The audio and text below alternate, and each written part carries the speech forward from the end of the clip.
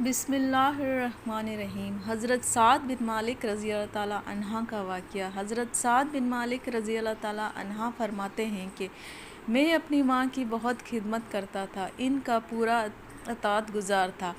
جب مجھے اللہ نے اسلام کی طرف ہدایت کی تو میری والدہ مجھ پر بہت بگڑیں اور کہنے لگیں، بچے نیا دین تو کہاں سے نکال لایا ہے؟ سنو، میں تمہیں حکم دیتی ہوں کہ اس دین سے دستبردار ہو جاؤ، ورنہ میں نہ کھاؤں گی نہ پیوں گی اور یوں ہی بھوکی مر جاؤں گی۔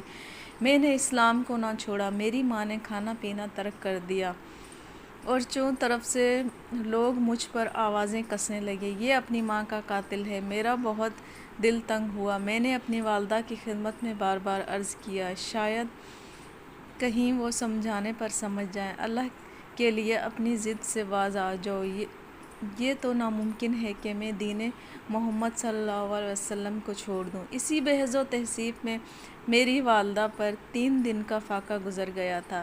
اس کی حالت بہت ہی خراب ہو گئی تھی۔ میں اس کے پاس گیا اور میں نے کہا، میری اچھی ماں، سنو، تم میری جان ہو اور مجھے جان سے بھی زیادہ عزیز ہو، لیکن میرے دین سے زیادہ عزیز نہیں ہو۔